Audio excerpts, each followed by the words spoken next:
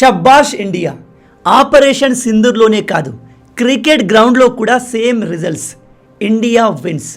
ఇవి నా మాటలు కాదు, స్వయంగా మన దేశ ప్రధానమంత్రి మోడీ గారు చెప్పిన మాటలు. మీ అందరికీ తెలిసే ఉంటుంది, నిన్న మన ఇండియా అద్భుతంగా పర్ఫామ్ చేసి పాకిస్తాన్ని చిత్తుగా ఓడించింది. ఏషియా కప్ ఫైనల్ నిజంగా చాలా ఇంటెన్స్గా జరిగింది. బై ద వే, నేను ఈ టోర్నమెంట్కి చెందిన ఒక్క మ్యాచ్ కూడా చూడలేదు. కానీ మ్యాచ్ జరిగిన నెక్స్ట్ డే దానికి సంబంధించిన న్యూస్ని పూర్తిగా చదివేవాడిని. అయితే ఇండియా ఈ ఏషియా కప్ని గెలిచింది, కానీ ఒక పెద్ద కాంట్రవర్సీ స్టార్ట్ అయింది. నిజానికి ఈ ఏషియా కప్లో కాంట్రవర్సీలు వరుసగా జరుగుతూనే ఉన్నాయి. మొదట్లో మన టీం పాకిస్తాన్తో చేతులు కలపడానికి నిరాకరించింది. తర్వాత ఈ పాకిస్తానీ చిల్లరగాళ్ళు ఫైటర్ జెట్స్ గురించి రకరకాల హ్యాండ్ గెస్టర్ చూపించి మనల్ని హేళన చేసే ప్రయత్నం చేశారు. ఫస్ట్ ఆఫ్ ఆల్, పాకిస్తాన్ మన ఎటువంటి ఫైటర్ జెట్ని కూల్చలేదు. పాకిస్తాన్ వాళ్ళే సొంతంగా నంబర్స్ని క్రియేట్ చేసి నోటికి వచ్చినట్టుగా మాట్లాడుతున్నారు.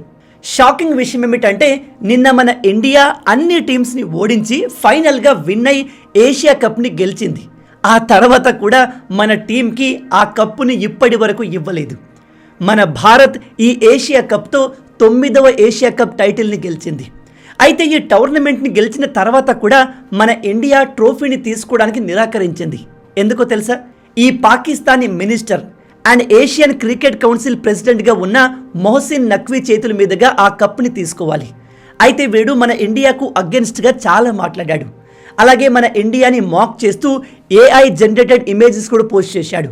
ఈవెన్ ఇదిగో ఈ క్రిస్టియానో రొనాల్డో ఫోటో పెట్టి క్రాషింగ్ ప్లేన్స్ గురించి మాక్ చేశాడు. అందుకే మన టీం ఇలాంటి లుచ్చాగాడి చేతుల మీదుగా మేము కప్పును తీసుకోము అని రిజెక్ట్ చేసేసింది. ఇక మనం మ్యాచ్ ఎలా జరిగింది అనే విషయానికి వస్తే, పాకిస్తాన్ 146కి ఆల్అవుట్ అయ్యింది. స్టార్టింగ్లో పాకిస్తాన్ చాలా బెటర్గా పర్ఫామ్ చేసింది. 8-9 ఓవర్ల వరకు వీళ్ళ ఒక్క వికెట్ డ్రాప్ అవ్వలేదు. పాకిస్తాన్ ఈజీగా 180 నుంచి 200 స్కోర్ చేస్తుంది అని అందరూ అనుకున్నారు. కానీ సెకండ్ ఫేజ్లో, అంటే లాస్ట్ 10 ఓవర్స్లో పాకిస్తాన్ టీం కుప్పకూలింది.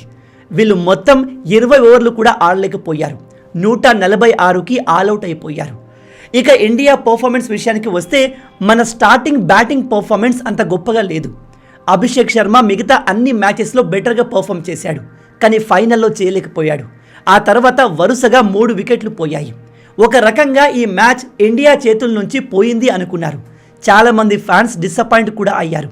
ఆ తర్వాత ఎంటర్ అయ్యాడు తిలక్ వర్మ. ఇతను అద్భుతంగా పర్ఫామ్ చేశాడు. 69 రన్స్ స్కోర్ చేశాడు. ఈ తిలక్ వర్మ బ్యాటింగ్ చూసి సోషల్ మీడియాలో అందరూ పాకిస్తాన్ పైన మనం ఆపరేషన్ సింధూర్ చేశాము, పాకిస్తాన్ టీం పైన ఆపరేషన్ తిలక్ జరుగుతుంది అంటూ పోస్టులు చేయడం మొదలుపెట్టారు. ట్విట్టర్లో ఇది ట్రెండింగ్ అయింది. అయితే 19.4 ఓవర్స్లో మనం 150 స్కోర్ చేసి 5 వికెట్ల తేడాతో పాకిస్తాన్ పైన ఘన విజయాన్ని సాధించాం. మ్యాన్ ఆఫ్ ది మ్యాచ్గా తిలక్ వర్మ నిలిచారు. టోర్నమెంట్ టాప్ స్కోరర్గా అభిషేక్ శర్మ నిలిచారు. మ్యాచ్ అయిపోయిన తర్వాత ఇక మెయిన్ కాంట్రవర్సీ స్టార్ట్ అయింది. జనరల్గా మ్యాచ్ అయిపోయిన తర్వాత ఒక ప్రెజెంటేషన్ సెరెమనీ ఉంటుంది. అందులో 2 టీమ్స్ల క్యాప్టెన్స్ని పిలుస్తారు. రన్నరప్ అయిన పాకిస్తాన్కి కొన్ని అవార్డ్స్ వస్తాయి. అలాగే విన్నర్స్ అయిన ఇండియన్ టీం ప్లేయర్స్ అందరికీ ప్రైజెస్ ఉంటాయి. ఆ తర్వాత చివరగా ట్రోఫీని ఇండియన్ టీంకి అందజేస్తారు. అయితే ప్రజెంట్ జరిగింది ఏషియన్ కప్ టోర్నమెంట్. దీన్ని కండక్ట్ చేసింది ఏషియన్ క్రికెట్ కౌన్సిల్. అయితే ప్రజెంట్ ACCకి ప్రెసిడెంట్గా పాకిస్తాన్కి చెందిన మొహసిన్ నఖ్వీ ఉన్నాడు. ఈ ప్రెసిడెంట్ పదవిలో ఉన్న వాళ్ళు తరచూ మారుతూ ఉంటారు.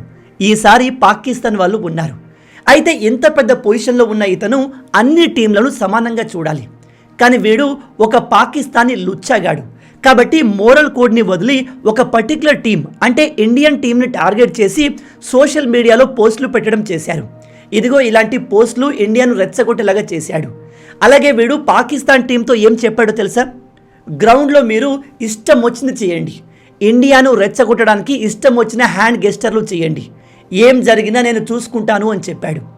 ఏషియన్ క్రికెట్ కౌన్సిల్ మొత్తానికి ప్రెసిడెంట్ అయిన ఈ లుచ్చాగాడు అన్ని టీంలను సమానంగా చూడాలి.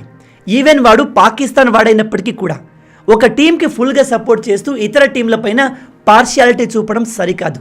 ఈ లుచ్చాగాడు అదే పని చేశాడు. ఒకసారి ఈ ఫోటో చూడండి. వీడు Haris Rauf, Pakistan team player. Indian fighter జెట్లు కూలాయి అంటూ ఇదిగో ఇలాంటి గెస్టర్లు చూపించాడు. నేను మీ అందరికీ మళ్ళీ చెప్తున్నాను, పాకిస్తాన్ మన ఫైటర్ జెట్లను కూల్చలేదు. వీళ్ళు ఊరికే నోటికి వచ్చిన నంబర్లు చెప్తున్నారు. వీళ్ళు స్టార్టింగ్లో 4 ఫైటర్ జెట్లు కూల్చాము అని చెప్పారు. కానీ మొన్న ఆసిఫ్ మునీర్ గాడు అమెరికాకు వెళ్ళి 5 అని చెప్తున్నాడు. అండ్ క్రికెట్ గ్రౌండ్లో ఈ లుచ్చాగాళ్ళు 6 అని చెప్తున్నారు. వీళ్ళు ఆపరేషన్ సింధూర్లో పీకిందేం లేదు కాబట్టి ఎవరికి ఇష్టం వచ్చినట్టుగా వాళ్ళు నంబర్స్ చెప్తున్నారు అంతే. అందుకే బూమ్రా ఈ హ్యారిస్ గాని వికెట్ తీసి సేమ్ వాడు చూపించిన హ్యాండ్ జెస్టర్ని వాడికే చూపించాడు. మ్యాచ్ అయిపోయింది. ఇండియా అద్భుతంగా పర్ఫామ్ చేసి గెలిచింది. ప్రజెంటేషన్ సెరెమనీ జరుగుతున్నప్పుడు ఇండియన్ టీం మొత్తం కూడా గ్రౌండ్లోకి వచ్చేసింది. కానీ పాకిస్తాన్ టీం రాలేదు. వాళ్ళు ఓడిపోయిన తర్వాత చాలాసేపు డ్రెస్సింగ్ రూమ్లోనే ఉండిపోయారు. బహుశా అందరూ కలిసి ఏడ్చి ఉంటారు.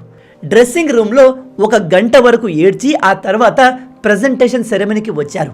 వచ్చి వాళ్ళు తమకు రావాల్సిన అవార్డ్స్ అన్ని తీసుకెళ్ళిపోయారు. ఆ తర్వాత మన ఇండియన్ ప్లేయర్స్ కూడా ఒక్కొక్కరుగా తమ అవార్డ్స్ని తీసుకున్నారు. కానీ అసలు ప్రాబ్లం ట్రోఫీ విషయంలో వచ్చింది. ఈ ట్రోఫీని మొహసిన్ నఖ్వీ గాడు మన ఇండియన్ టీంకి ఇవ్వాలి. కానీ మన టీం వీడి చేతుల మీదుగా ట్రోఫీ తీసుకునేందుకు ఇంట్రెస్ట్ చూపలేదు. ఇప్పుడు ఈ మ్యాచ్ మొత్తం నీ అండర్లో జరిగినప్పుడు నువ్వేం చేయాలి? ఏం జరిగినా టోర్నమెంట్ని పీస్ఫుల్గా ఎండ్ అయ్యేలాగా చూడాలి కదా. వీడు చేతుల మీదుగా ఇండియా ట్రోఫీ తీసుకున్నప్పుడు పక్కనే ఉన్న వేరే డెలిగేట్స్ ద్వారా అయినా ట్రోఫీని ఇండియన్ టీంకి హ్యాండ్ ఓవర్ చేయాలి కదా. కానీ ఈ లుచ్చాగాడు కొద్దిసేపు వెయిట్ చేసి ఇండియన్ టీం రాకపోయేసరికి వాడు అక్కడి నుంచి వెళ్ళిపోతూ ట్రోఫీని కూడా వాంతో పాటు తీసుకెళ్ళిపోయాడు.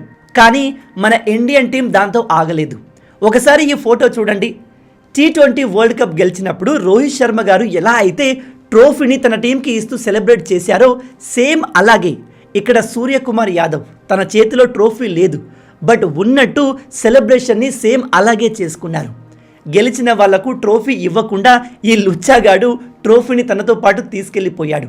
కానీ ఇండియన్ టీం మాత్రం ఫుల్గా సెలబ్రేట్ చేసుకుంది. అయినా ప్రపంచం ముందు తాము ఛాంపియన్స్ అని ప్రూవ్ చేసుకున్న వాళ్ళకి ట్రోఫీతో సంబంధం ఉండదు.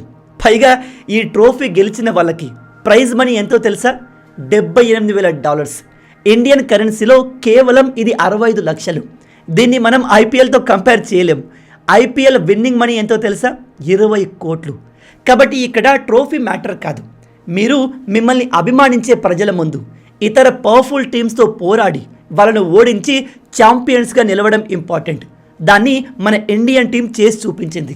ఒకవేళ ఈ మొహసిన్ నఖ్వీ గాడు టోర్నమెంట్ మొత్తంలో న్యూట్రల్గా ఉంటే మన టీం వీడి చేతుల మీదుగా ట్రోఫీని తీసుకునేది.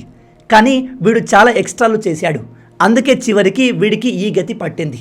మ్యాచ్ మొత్తం అయిపోయాక సూర్యకుమార్ యాదవ్ మీడియాతో మాట్లాడుతూ, నా ఎంటైర్ కెరియర్లో గెలిచిన టీంకి ట్రోఫీ ఇవ్వకపోవడం నేను చూడలేదు. ఇదే ఫస్ట్ టైం. అయినా నాకు ట్రోఫీతో అవసరం లేదు.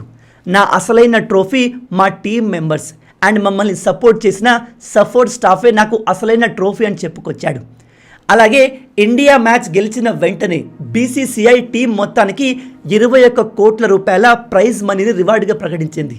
ఇది ఏషియా కప్ 2025 ప్రైజ్ మనీ కంటే కూడా చాలా ఎక్కువ. అలాగే సూర్యకుమార్ యాదవ్ ఈ టోర్నమెంట్లో మ్యాచ్లు ఆడడం వల్ల అతనికి వచ్చిన డబ్బు మొత్తాన్ని మన ఇండియన్ ఫోర్సెస్కి డొనేట్ చేశాడు. నిజంగా ఇది చాలా గొప్ప విషయం. Salute to Suryakumar Yadav.